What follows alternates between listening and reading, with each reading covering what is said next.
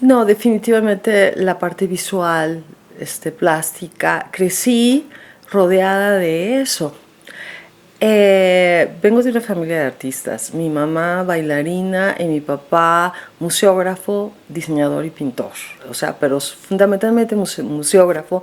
Entonces crecí rodeada de pintores, de museos, de exposiciones, yendo a museos desde siempre. Mi papá era un gran dibujante.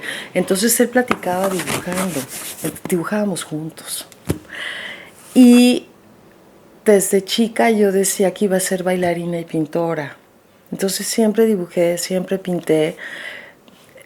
Eh, Era difícil para mí asumirme como artista porque yo crecí rodeada de grandes artistas, ¿no? Los amigos de mi papá eran algunos de los pintores más importantes de la generación de la ruptura, que es la suya, ¿no? Y acompañándolo a galerías, a los montajes de las exposiciones y esto. Ir con él a casa de José Luis Cuevas o coincidir de viaje con Manuel Felgueres. Así que me pintara Luis Covarrubias un retrato cuando yo tenía 5 años, cosas así, ¿no? Pensar que yo podía ser artista era algo, ay no, qué susto. Entonces yo estudié diseño, era algo que podía, ¿verdad? Que podía atreverme a pensarme, pero poco a poco, poco a poco, yo sabía que del diseño lo que más me interesaba era la ilustración. Entonces yo dibujaba y quería ilustrar libros y empecé ilustrando libros infantiles, trabajando con editoriales y dibujando. Yo me sentía dibujante. Pero empecé a animarme a tener exposiciones ya aquí en Guadalajara. Yo crecí en la Ciudad de México, ¿no? Cuando ya me vine a vivir a Guadalajara y me vinculé con la comunidad artística local, pues ya era como gente de mi generación, ya no me daba tanto miedo, ¿verdad? Entonces, si me invitaban a hacer una exposición, yo pues sí sentía que podía, que sí era capaz. Y recuerdo que durante un curso que fui a Colombia, que fue como de esas cosas que cambian mi perspectiva de la vida, un curso intensísimo de diseño para gente que quería trabajar con artesanos. Entonces me escogieron, fui, había gente de toda América Latina y fueron 2 meses en Bogotá, muy intensos, donde trabajamos en talleres desarrollando proyectos con guías que eran artistas muy importantes de Colombia, ¿no? Entonces, y uno de ellos, que era un maestro de la escuela de arte, un pintor, muy buena onda, me tomó como su protegida un poco y después al final me decía, tú no eres diseñadora, tú eres pintora, quédate aquí y en 3 años te vuelvo pintora.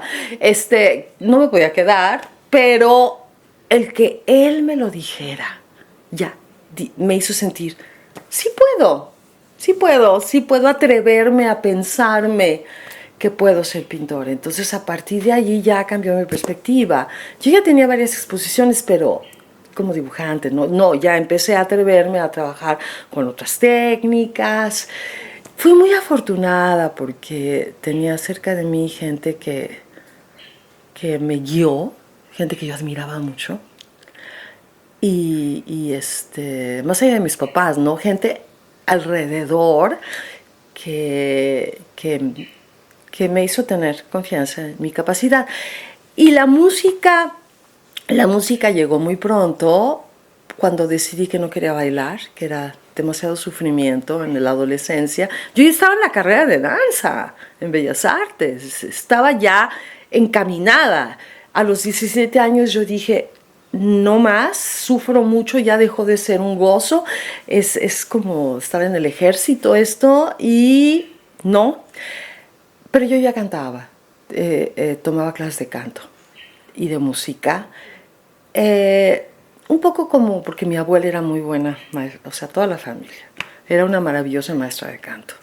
Entonces me tomó desde que tenía 9 años y me enseñó y me educó la voz y me vocalizar y todo. Cuando dejé de bailar, me regalaron una guitarra. Y entonces fue súper importante porque eso se convirtió en algo mío, que no venía de mis papás, que era mi lenguaje. Yo sabía que tenía una voz con la que podía trabajar, que tenía una herramienta que sabía que tenía futuro. Y la música me ayudó a salir fuera de mí. La cuestión escénica que veía yo de mi mamá me hizo que yo no tuviera ningún miedo del escenario y esto. Pero fuera del momento en que estaba cantando yo era súper cerrada, era muy seria, hiper responsable, hiper trabajadora, aplicadísima. Es una niña ñoña, ¿sí? Muy buena, lectora, así, obsesiva. Entonces, es decir, con una vida interior muy intensa, pero que no era hacia afuera. La voz, el canto me ayudó a salir y a poderme comunicar con el mundo finalmente. Entonces se convirtió en algo súper importante y algo personal, algo propio, en donde yo fui construyendo el camino, sobre todo a partir de que me vine a vivir a Guadalajara, ¿no? Entonces, así es, así llegué y así sigo. Yo soy alguien que está muy bien consigo misma estando sola, siempre, o sea, desde niña, hija única, y de adolescente, como decía yo estaba acostumbrada a mí, a estar sola, a leer esto. Entonces, el tener un espacio donde yo puedo trabajar en la parte creativa ha sido siempre importantísimo. Tener un espacio propio que yo convertía en mi lugar desde que era niña, en mi cuarto, y después siempre llenaba mis lugares así de mis cositas, mis dibujos, mis todo, siempre. Entonces, la parte de creación, por ejemplo, cuando escribo canciones, cuando escribo mucho, porque yo cuando compongo empiezo siempre por los textos, siempre la parte de contenido y del texto es súper importante para mí. Cuando una canción no es mía, también llego a ella por lo que dice. Entonces es súper importante este espacio mío donde yo pueda desarrollar, inventar, pensar. Pero el escenario es lo que me ayuda a seguir en la música. El escenario para mí es un espacio de transformación vital y de enorme, enorme gozo. Es el sitio en el que yo no tengo miedo, curiosamente. Es el espacio en el que yo puedo ser yo más, en el que exploro lo que soy. He descubierto a lo largo de tantísimos años de estar en los escenarios de que yo soy yo, voy descubriendo quién soy en la medida en que voy parándome en el escenario y pudiendo comunicarme con la gente. Esa energía que se da entre los que estamos en el escenario, y también por eso mis equipos de trabajo duran mucho, porque se convierte realmente en algo como una fraternidad, somos una familia que está allí cuidándonos, haciendo la música en ese momento. O sea, ese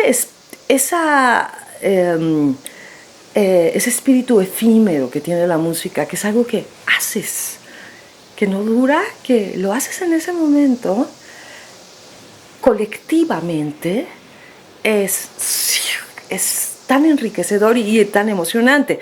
Entonces, eso se lo damos al público. Entonces, eso que se logra con el público es lo que hace que yo siga haciéndolo y por lo que estoy siempre tan agradecida, ¿no?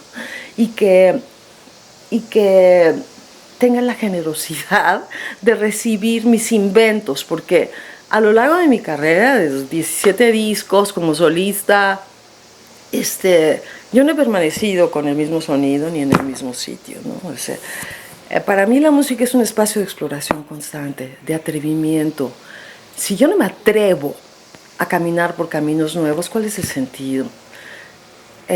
Una vez Jerry Rosado, quien ha sido productor de muchos de mis discos, un gran amigo, muy al principio de nuestras colaboraciones, me decía que él trabajaba con muy poca gente, pero que algo que lo hacía decidir a entrar en un proyecto era cuando sentía que era un proyecto que se atrevía a ir a un espacio en el que no se había estado antes, porque si no, no tenía mucho sentido. Y él me lo dijo tan claramente que, claro, sí, sí, entonces así es como me atreví a componer y me atreví a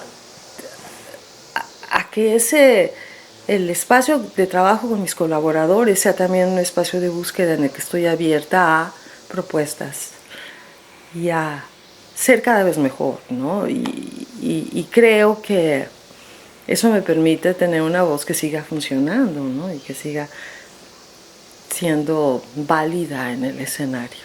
De mí. Sí, es como una búsqueda de lo que soy, de lo que somos, de entender como la pérdida, la luz, la oscuridad, los sueños. Habla mucho de eso, de los sueños, de la invención, de ir inventándome y reinventándome y descubriendo. Mira, por ejemplo, el disco en el que realmente me convertí en compositora, en el que me asumí así con responsabilidad, es decir, este disco va a tener estas canciones que son mías y que de alguna manera acaban siendo el eje, es Diluvio, que es un disco del 2008, el primero que Jerry Rosado me produjo. Según yo trabajo por proyectos, es decir, no son canciones sueltas que junto en un disco, no, yo empiezo con un tema que quiero desarrollar y a partir de ahí se hace el material, o se reúne, o se elige, ¿no? Entonces ese era mi disco de la muerte, según yo. Yo sabía que yo venía cantando entre la música tradicional, la música antigua, mucho acerca de eso. Digo, no explícitamente de una manera macabra, no, sino las Lloronas de Oaxaca, muchas canciones tradicionales hablan de eso, de esta idea de la muerte, la vida y el amor, todo el tiempo mezclados, ¿no? En la tradición mexicana le cantamos, le bailamos a la muerte, está presente a lo largo de la vida, ¿no? Como una compañera de camino. Entonces, esta idea, la muerte del amor, la muerte de un pueblo, no sé, todo esto era Diluvio, que no tenía nombre en ese momento, era mi disco de la muerte. Entonces, yo sabía qué canciones que yo ya tenía reunidas iban a entrar, y cuando yo empecé a componer, las canciones que iban a ir, según yo, eran acerca de la pérdida, de la muerte. Y después me di cuenta, ya que estaba terminado el disco, que en realidad no estaba hablando de eso. Sí, pero sobre todo era de el riesgo que implica la vida a pesar de que tengas a la muerte en el panorama. Era sobre la vida, sobre el atreverte a levantar las alas, extenderlas y volar enfrente de un precipicio, sabiendo que existe ese riesgo, pero queriendo poder volar. Entonces de eso habla, ¿no? De la redención. Entonces de eso hablan mis canciones mucho, ¿no? Es como esa exploración de los sentimientos, de las emociones. Entonces sí son como intimistas. Y el texto es importantísimo. Siempre, siempre, siempre. Tal vez porque he desarrollado proyectos con escritoras, con poetas, porque me interesa mucho el contenido. El contenido es fundamental para mí y es lo que define cada uno de mis proyectos. A ver, yo no diría que en Guadalajara la gente es muy exigente. El público es muy difícil, pero yo no diría que es porque es exigente. Yo diría que a veces el público es un poco apático, un poco flojo para responder, ¿no?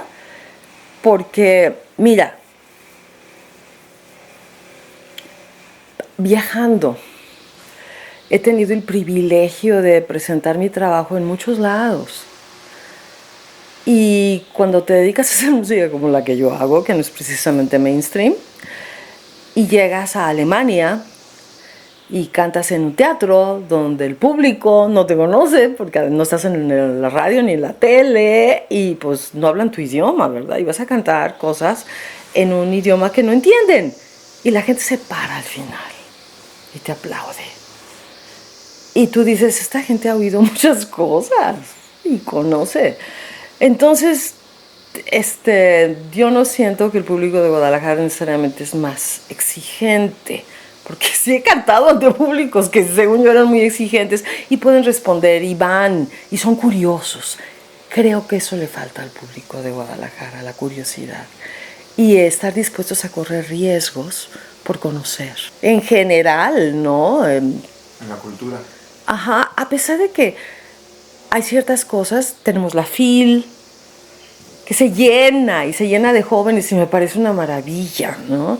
La gente se queja de las multitudes de la fila. A mí me parece que es una maravilla que llenen los pasillos, ¿no? Y que las presentaciones de libros estén llenas y tengas que pararte hasta atrás para entrar, ¿no? Eso me parece una maravilla.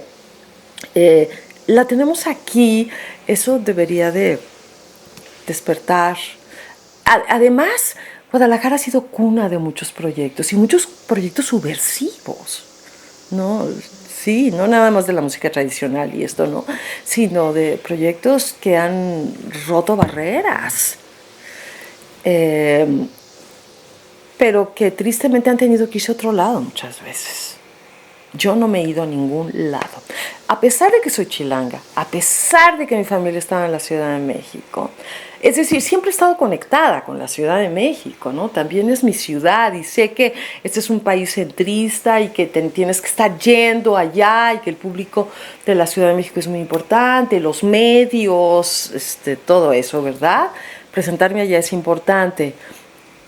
Pero yo he decidido permanecer aquí y que mi proyecto salga desde Guadalajara, un poco para demostrar que es posible y que hay proyectos de calidad que se gestan y que surgen en Guadalajara. Y yo siempre me he asumido como una artista de Jalisco, una artista de Guadalajara. A veces sí me siento triste de que Guadalajara muchas veces no me asuma como una artista de aquí, ¿no? Y wow. ¿Cuántos aquí tienen esto, verdad? Que además ese es un logro que, híjole, nunca planeé eso. Nunca aspiré. Ajá. O sea, ¿dónde? Yo no pertenezco a la gran industria, pero cuando llegó es, ay, mira, sí, es, sí, valió la pena todo el esfuerzo, todos los años y esto. Uh-huh. Mira, gracias a mis hijos, en buena medida, estoy como muy al tanto de lo que está sucediendo con las nuevas generaciones de artistas. Ese creo que es un gran privilegio, ¿no? Que ellos me estén nutriendo y esté yo cerca. Además doy talleres, entonces estoy cerca de nuevas voces, ¿no? Que están buscando y tratando de inventar. Guadalajara es difícil en todos sentidos. Me da mucha tristeza que sientan que tienen que emigrar para poder tener oportunidades y para poder tener retos. Sé, por ejemplo, que muchas veces se siente que para realmente hacerte bueno tienes que irte de aquí, porque, por ejemplo, estar en la Ciudad de México, pues ahí tienes que rifártela con contrincantes, digamos, con un medio muy exigente para destacar. Eso es algo que me enorgullece, ¿no? Que yo, por ejemplo, sé que tengo el respeto de la comunidad musical nacional. O sea, sí, eso sí sé. Lo sé, a veces más allá que aquí, ¿no? Que es que es un poco triste. Ajá. Eh, pero Guadalajara ofrece cosas que, que otras ciudades no te ofrecen. Yo decidí quedarme porque yo quería tener una independencia creativa, no me quería parecer a todos. Yo sentía que si me quedaba en Guadalajara iba a poder tener una voz propia, una voz original. Si me iba a la Ciudad de México, pues a lo mejor iba a acabar trabajando con músicos que trabajaban con muchos otros cantantes o en muchos otros proyectos y que iba a acabar tal vez sonando un poco como todos, ¿no? Eh, eh, y, y Guadalajara me ofrecía también el espacio, el estar lejos de influencias que no sentía yo que iban a colaborar, pero siempre estaba yo pendiente de lo que estaba sucediendo, trabajaba con productores de allá, etcétera, ¿no? Sí tenía esa como oído externo todo el tiempo. Muchas veces sí me sentía más comprendida allá que acá. Y lo mismo les pasa, por ejemplo, a mis hijos, que son músicos, músicos a los que admiro y respeto enormemente, porque no se parecen en nada a mí, ¿no? En lo que buscan, en la música que hacen. Tienen una voz muy propia. Crecieron teniendo un alto nivel de autocrítica, que me parece que es fundamental, que heredaron de mí, ¿no? Y una necesidad de crear y de buscar. Pero sí sé que muchas veces se sienten desanimados por, por un ambiente local que estimula poco el riesgo y la creación y el ser distinto y la autoexigencia musical, ¿no? La búsqueda de un oficio real, ¿no? El profesionalismo y por eso también siento que soy una privilegiada de trabajar con los músicos con los que trabajo en mi grupo, ¿no? Que son buenos, que son comprometidos, entonces, y que están muy orgullosos de lo que hacemos juntos. Que no es una chamba nomás para... Por eso han durado tanto, ¿no? Si no, yo creo que ya habrían tirado la toalla igual que yo. Tengo un disco nuevo doble. O sea, en una época en la que es difícil concebir un disco completo, yo voy a uno doble, ¿verdad? Es así como, no sé. Bueno, salió el año pasado, lo estamos tocando, se llama Memoria y es todo compuesto por mí. Memoria 1, Memoria 2. La primera parte se llama El tiempo circular, que es sobre la memoria heredada que regresa. Y la segunda parte se llama La invención de mí. Habla sobre el hecho de que nos vamos inventando a lo largo de la vida. Nuestra memoria es un acto de creación que vamos creando. Bueno, son puras canciones, son 25 canciones entre los dos discos y estoy muy orgullosa de ese disco. Se va a presentar muy próximamente de nuevo en el mismo espacio que esta exposición que se está planeando en septiembre. Y bueno, eso, Memoria va a seguir sonando. Estoy haciendo proyectos más pequeños con una parte de los músicos de mi grupo, así, a trío, para buscar otras formas de tocar el repertorio y explorar otras canciones. Estoy planeando colaboraciones con... Por ejemplo, en octubre tengo un concierto de algo que nunca he hecho antes, que es piano y voz. Hay un pianista de aquí, de esta ciudad, que es Joel Juanqui, con quien había hablado a lo largo de los años, pianista clásico, de, hay que hacer algo juntos, hay que hacer algo juntos. Bueno, pues vamos a tener un concierto en el Degollado, en octubre, voz y piano, nada más. Ese tipo de cosas quiero hacer, porque... me ayudan a seguir creciendo, ¿no? Es un reto de, ¿cómo le voy a hacer? ¿Cómo voy a cantar esto? Quiero hacer proyectos con gente muy joven. Lenguajes, eso está en planeación. Y algo que es nuevo, que he estado pensando y planeando desde hace varios años. Voy a iniciar un podcast con conversaciones. Qué padre. Con gente de la música y de la creación, que es algo que siempre me ha interesado. ¿Cuál es tu proceso creativo? ¿Cómo lo enfrentas? ¿De qué hablas? Todo esto que me estaba diciendo, ¿no? ¿Cuáles son los problemas que encuentras? ¿Cómo armas tus equipos? ¿Cómo colaboras? ¿Cómo planeas tus proyectos de producción? Eso. Qué padre. ¿Y lo vas a hacer aquí?